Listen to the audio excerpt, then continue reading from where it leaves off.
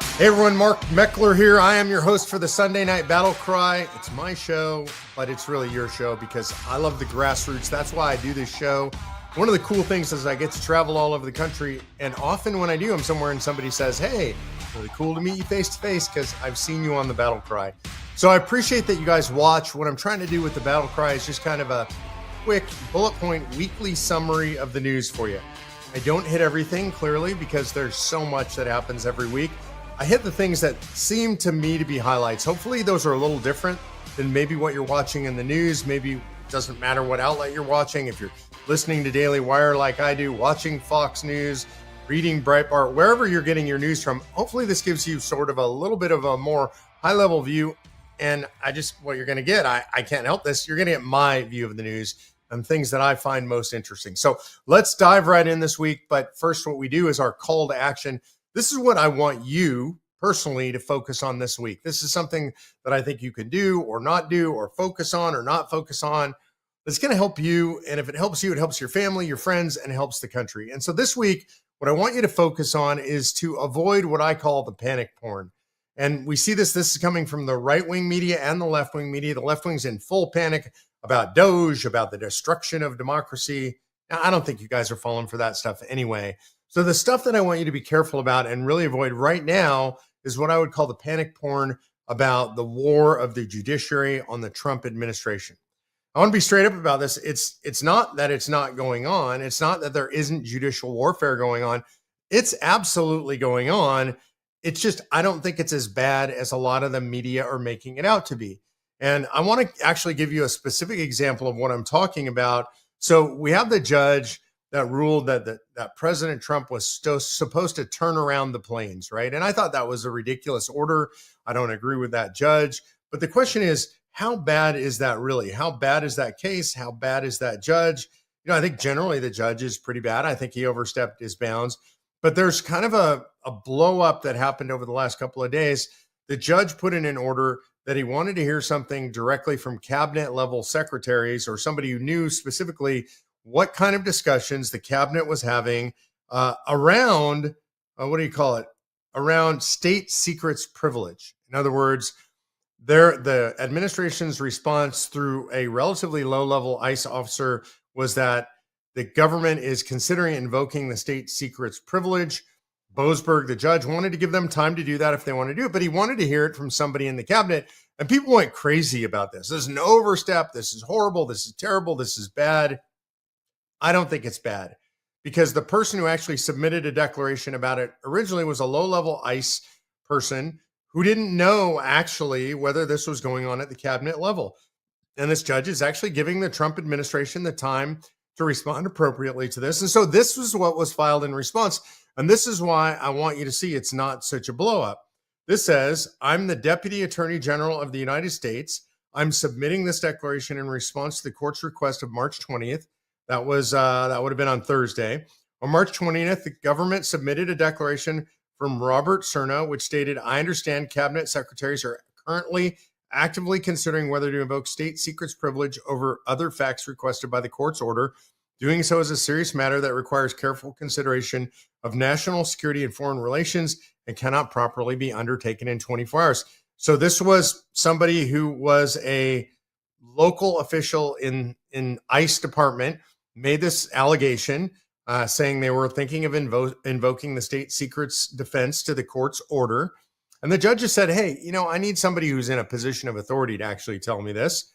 I don't think that was wrong by the judge. I don't agree with the judge's original decision trying to stop this stuff, but I don't think what he's asking for is unreasonable. And obviously neither did the government, because the next paragraph says, I attest to the accuracy of those statements based on personal knowledge of the events described by Mr. Cerna, including my direct involvement in ongoing cabinet level discussions regarding the invocation of the state secrets privilege. And then he declares this under perjury. This is Todd Blanche, Deputy Attorney General, United States Department of Justice. The reason I give you the detail on that is sometimes we get all worked up about something that a judge does when it's really no big deal. And by the way, if you got worked up about this, I don't blame you. When I first heard it, I think I first read it on, I can't remember what website I read it on, but I first read it out there on a website somewhere on X. And And I was infuriated. And because the way it was presented to me was infuriating. And that's what I mean about the panic porn. Like, oh, the judges are completely out of control. They're doing all this horrible stuff and it's tying up the Trump administration. The thing that I want you to understand is generally, you shouldn't be worried about this. The Trump administration is moving ahead full steam. I don't think it's good what the judiciary is doing. I do think it has a chance to push us towards a constitutional crisis. But right now, I would say don't worry. These things are going to make their way up through the courts. These are going to be special appeals that are going to happen fairly rapidly. And my impression is that the Trump administration ultimately is going to win almost all of these, if not all of them. They're doing a great job of lawyering this stuff up front so they know what they can legally do. They understand the state of the law and they're posturing these correctly. This was very different than what we saw in the first Trump administration. So I don't want you to panic. I want you to sit back and just breathe on that stuff. When people are freaking out around you, just say, it's fine. It's going to be okay. Now, should the Trump administration be worried? Well, they should be worried in the sense that they're under attack and they need to have a strategy for fighting back. But I do think they have a strategy for fighting back. There are people who favor impeachment. I think there's a lot of other things that they should be doing that would be more productive than impeachment. If you're going to impeach, the purpose is just the investigation. It's not the actual conviction and removal of a judge. That's never going to happen. It takes 2/3 of the Senate to hold the trial and convict, and that's not going to happen under our current political circumstances. But an impeachment mechanism could allow for a more thorough investigation of any judge's bias, and it's a real hassle for judges. Now, I'm not saying that's the right way to go politically. I think there are other things that the administration could do and should do. For example, we have a district court system that is entirely and unbelievably overburdened. We are probably short somewhere between 400 and 600 district court judges right now. And it's up to Congress whether or not we actually create those positions, whether we fund those positions. In case you hadn't noticed, Republicans control the House and the Senate, and this can be done by simple majority. I think we ought to create maybe another 400 positions, 600 positions, and we're going to start to staff them with good, conservative, originalist jurists. And we can do that, and we can do it right now, and we can get that done. And I think there is a good argument to the public, which is this is not about court packing. We're not talking about packing the Supreme Court. This is about an absolutely overworked judiciary, which is true. These district court judges have caseloads that are unmanageable. The district courts are overflowing with cases. That's not true of the Supreme Court. Very few cases make it up to the Supreme Court, but you have an absolute right to go into district court. And so they are completely overburdened. And I think we ought to start to fill out the judiciary, help them relieve their work burden, and then create a judiciary that's filled with originalists. So I think this is one thing that the administration could do immediately. A second thing is you can do what's called jurisdiction stripping, and you could set it up so that certain things are removed from the purview of the district courts. And what the district courts are allowed to hear or not allowed to hear is entirely up to Congress. It's not constitutionally mandated. And so if there are areas where the district courts are consistently overstepping their boundaries, say dealing with foreign relations, for example, you could remove specific areas of jurisdiction. And I think that would be a wise thing to do. Another thing that we could do, which I think would be a creative solution, is you could require for any nationwide injunction a 3-judge panel of district court judges from different districts. This prevents judge shopping. It prevents district shopping. You could create more balanced panels of district court judges. So I think this would be another interesting way. They could be randomly selected, or you could have them by the district's political bias. There are different ways that you could set that up. But again, the way the courts are organized is by congressional authority. So this allows you to take the authority of the district courts and limit it or change it or increase the number of district court judges. You can do that through Congress's actions. You could also remove the DC district. I think we should remove the DC district. They end up hearing everything about Washington, DC, and I think those should be randomly assigned to other districts around the country because the DC district itself is biased towards big government. And I would do away with the DC district, and I would take all of their caseload and I would randomly assign them all around the country. So those are possible potential solutions to the judicial activism that we're seeing right now. Again, just don't panic. I think it's going to be fine. I think this is all going to work out as it works its way through the judiciary. And I think that the Republicans should be looking at more long-term structural solutions. You might notice I'm a structural solutions guy, not an immediate political solutions guy.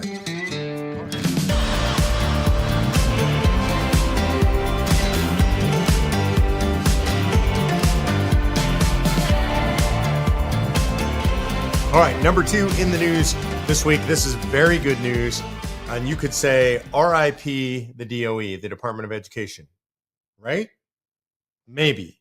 I want to say maybe. And even Donald Trump said this when he signed his executive order, that they're going to need Congress's approval on this, Congress's work on this. We need a bill actually doing away with the Department of Education because that was created by Congress passing a bill. And so to get rid of it entirely, we could work our way through dismantling it right now. That's what Trump's doing. That's what Linda McMahon's doing. But we're going to need Congress to act. I'm not entirely comfortable that they will act. We have some squishy Republicans that might not be willing to do that.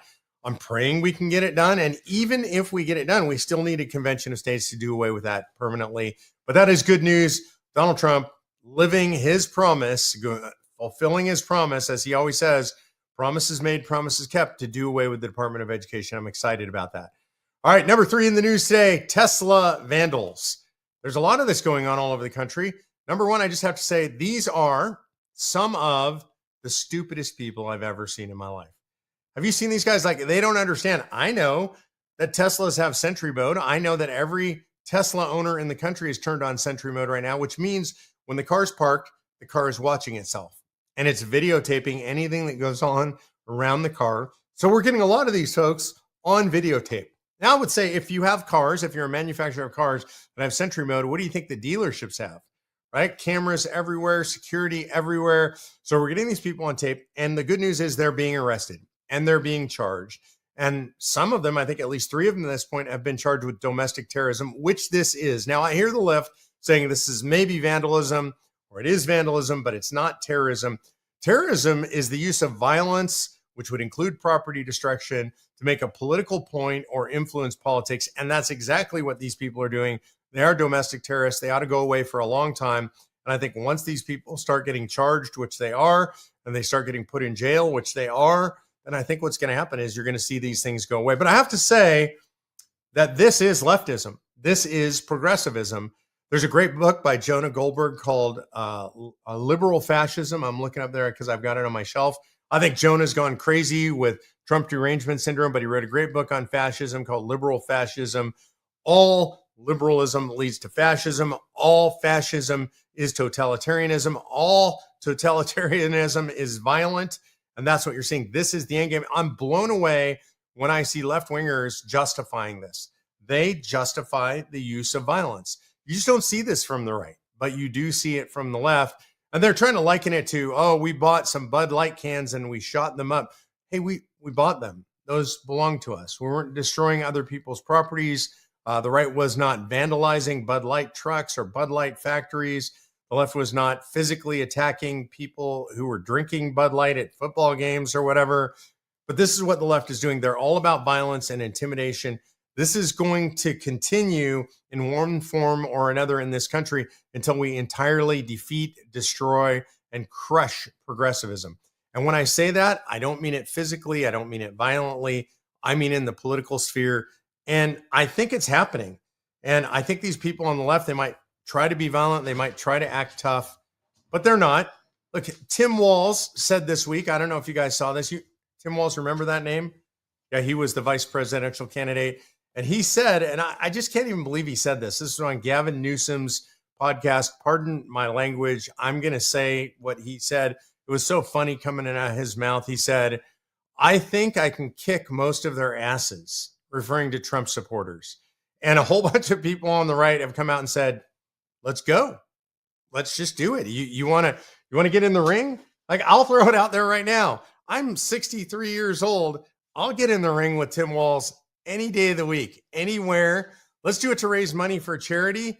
I'll give all the money to charity. Like, if I win, whatever money is raised goes to the charity of my choice. If he wins, it goes to the charity of his choice.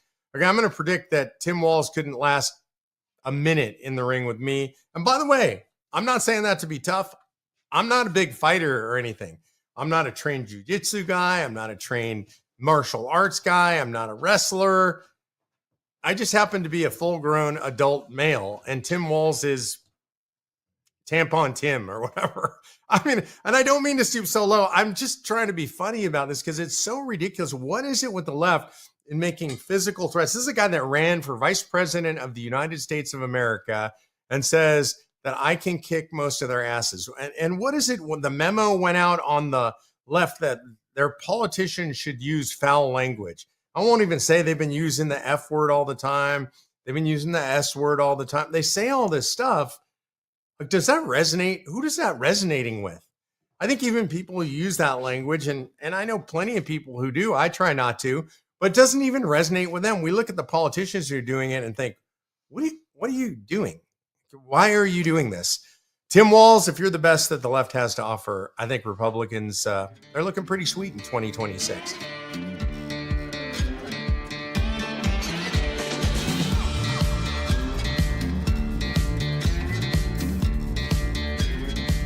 All right, in the good news department, Pride Month is dying a slow and inauspicious death. And I got to say a hallelujah and an amen. Thank you, Lord. What we're seeing is all the big sponsors, all the big corporate sponsors are pulling out of Pride Month. You know, here's one thing I want to know. Like, if you're going to walk around in backless chaps, leather chaps, and thongs and all this to expose yourself to kids, why do you need millions of dollars to do that?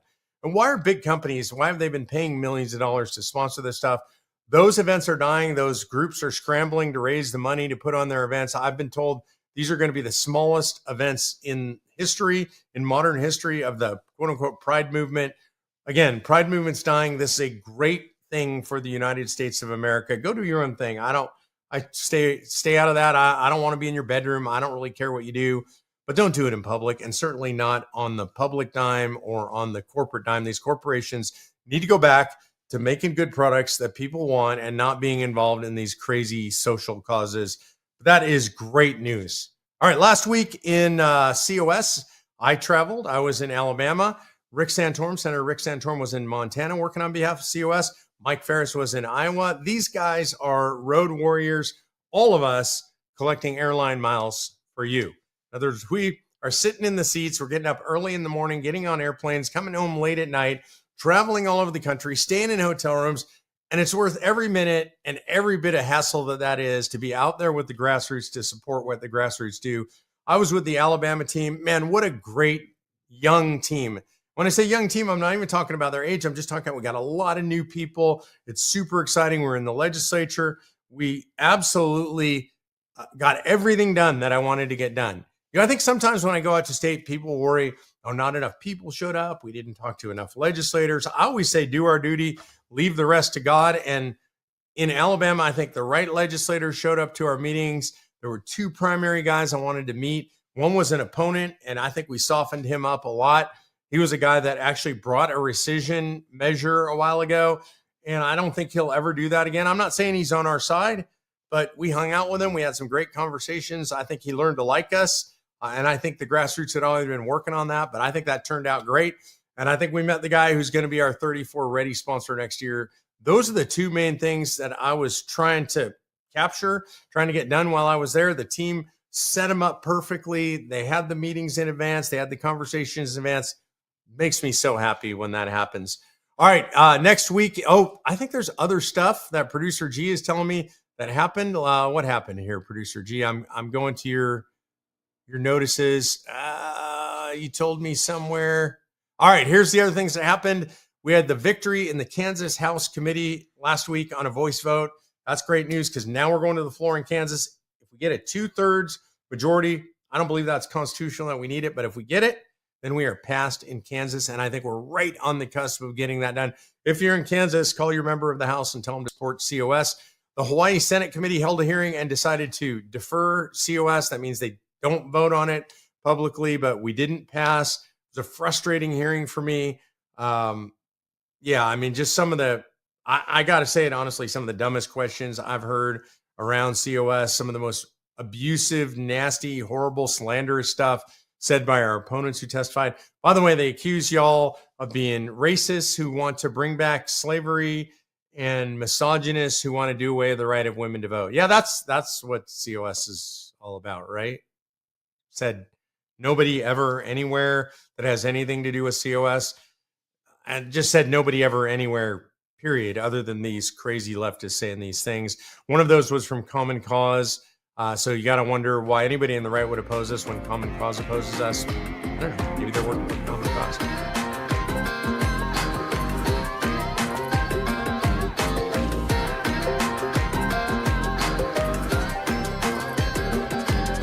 All right, so that was last week in COS. Next week in COS, as I said, it was just assigned to be heard in the House Committee in Texas. I'm really excited about that. I'm a little bit nervous about that because we've got to remove that sunset clause. So hopefully I'll be there. Let's go to Q&A. And before we go to Q&A, I just want to remind you, hit the like button, subscribe, like what we're doing, spread it around to your friends. This is how we spread the message. Make sure you go to conventionofstates.com, sign the petition if you haven't already done that. And if you want to buy any of the cool gear, swag that you see me using or wearing, or all of our team, go to shopconventionofstates.com. And then if you want to send a message to Donald Trump, and I think we want him on board, go to conventionofstates.com/Trump. And that's where you can sign the Trump petition. And if you want to ask me something, then go to conventionofstates.com/askmark. But this week, special point of privilege, Producer G asked if he could ask me questions. So Producer G, let him rip and make them hard. All right. Do you sometimes debate legislators about Article 5 in your sleep? I think mostly when I think of legislators in Article 5, I'm either cheering for the good ones or weeping about the bad, stupid ones. But the debate doesn't mostly happen in my sleep. I'm kind of like, I'm bored of these guys by now. So not much. And I generally sleep pretty well. I'm not one of these people who struggles to sleep. And I think if I was dreaming about Article 5, then I probably wouldn't sleep very well. By the way, if I'm having trouble sleeping, I just say the Lord's Prayer over and over. And I found that it works incredibly well for me. It kind of centers me, chills me out. Usually by the time I've said it 3 or 4 times, I'm asleep. All right, are we prepared for a zombie apocalypse? What would be your signature weapon of choice? Oh my gosh, am I prepared? Of course I'm prepared. Got a lot of weapons laying around here, from handguns to ARs to 308s for the long range zombie apocalypse shooting. You don't want to let them get too close into the house. They can overwhelm you. So you set up outside, go to a high window, set up at a berm somewhere, the 308 with the big scope on it. That's going to let me pick them off from a distance. I'd rather not let them get close. For close quarter combat, I'm going to choose one of our home built ARs, probably something of a larger caliber. But I don't want to reveal too much of my weaponry around the house, but we're prepared to hunker down and fight the zombies for sure. All right. What's one piece of surprising financial advice you could give? Don't buy new cars. We don't buy new cars. We don't drive new cars. New cars are not a value, generally speaking. And I got a great piece of financial advice from somebody when I was young. You buy a car for cash, and then you make car payments into a separate bank account every month. So just go look at what a new car would cost you, what those payments would be, make those payments into your bank account, have an automatic withdrawal, set them aside. And by the time you're ready for a new car, you'll have the cash set aside and you won't need a loan. So most of my old friends, Mary and Jerry, I appreciate you guys. God bless you guys for all you've done for me and Patty over the years. But that was a great piece of advice around which we've always abided. And Patty and I, like I said, we drive old cars. I drive a 2003 Land Cruiser, which I still love. It has about, I want to say 290,000 miles on it. I think I'm going to break 300,000 miles this year. Patty drives a 2016. New cars are just not something we've ever felt the need to have. So that's my financial advice. What's my favorite part of being on the road and my least favorite part? My least favorite part of being on the road is the travel itself. Sitting on airplanes, sitting in airports, staying in hotels, being away from my family, all of that stuff. I just hate all of that stuff. Travel sucks, honestly. My favorite part is being with the grassroots, always. It's also just the surprises that God puts in front of me, because when I go on a trip, I think I know what I'm doing, but something else happens. I end up in a place with somebody I never expected. I learn something. Somebody inspires me. I make a new friend. I make a new connection for COS. So I love being out and about and meeting with grassroots, meeting with donors, meeting with legislators. The travel itself and being away from my family, I hate that part. All right, my favorite trip of the year so far. Why? I don't think I have a favorite. I really don't, because every trip has some amazing highlight to it. I meet somebody, I have a conversation with somebody, um, I get a chance to touch somebody's life in a way that I didn't expect. And that really happens on every single trip, that there's something that just stands out that happened. Um, and so, yeah, I can't say I have a favorite trip. I have favorite places that I like to go to that are beautiful, and I get to see beautiful scenery. So, and some capitals that I think are prettier than others that I like. But honestly, my favorite trip is always whatever trip I'm on right then. How many more states until you visit all 50? One to go. The only state I've never been to is North Dakota, and I need to get up there. But I don't like to do this thing where people just like drive in and out of the state to get their 50th state. I like to actually visit the state. For me, that usually means going to the state capital as well. We already passed North Dakota. That was the late, great Senator Tom Coburn was up there testifying and helping us do that. I didn't get to go to that state. So that's the last one I got to get to. Did you fill out a bracket for March Madness, and do you ever watch it? Nope. And nope. Yeah, no. I mean, I vaguely know what a bracket is, and I kind of understand that people choose teams and write in which teams. I guess that's what you call filling out a bracket. That shows you how little I know. Never been a basketball fan, so I don't really watch basketball. So no, March Madness. And to be fair, I don't watch a lot of sports in general. And it's not because I don't appreciate sports. It's because my life's really busy. I travel a lot. When I'm home, I try to hang out with my dogs. See, we've got Winston and Doc sitting back there. I didn't pick up Doc today. It's getting too heavy. Maybe we'll try next week, but he's pretty heavy. He's like 85 pounds. So I want to hang out with them. I want to take them out for walks. I want to go hang out with my daughter and son-in-law, my granddaughter, Lorelei. I want to hang out with my wife. If I have extra time, I'm going to be reading scripture, reading a book, learning something. I don't spend time watching TV. It's very rare. Football season, I might watch the occasional college football game, UT or Michigan. Those are kind of our teams around here. Never watch any NFL, never watch any baseball. Once in a while, I'll go to a hockey game because my son-in-law loves hockey. We have a local hockey team, a minor league team, the Texas Stars, so we'll go see one of those. But it's more for the experience than the sport. So I just don't spend time watching sports. Favorite way to relax after a long day?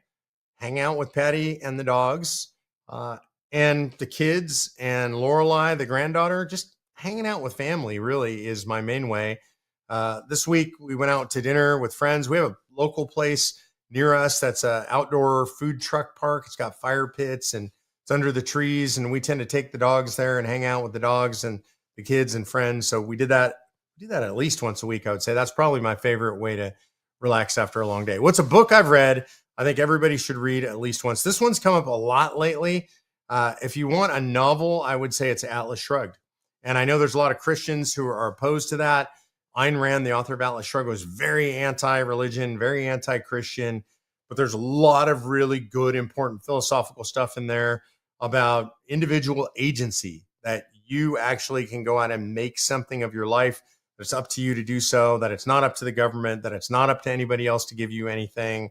I think she completely misses it on the faith angle, but I think you can read those books and get something out of it. So I would say for me, Atlas Shrugged, The Fountainhead is another Ayn Rand book. If you want to read something that's nonfiction, I would say dig in. If you want to understand the country, read the Federalist Papers, something with commentary. That will help you to truly understand our Constitution and the context in which it was drafted. If you're going to read something faith-oriented, yeah, of course, that's the Bible. That's number one. But I would recommend reading probably C.S. Lewis, Mere Christianity, best explanation of Christianity by a lay person that I've ever read. So I love that book. So there's a few books for you, not just one book.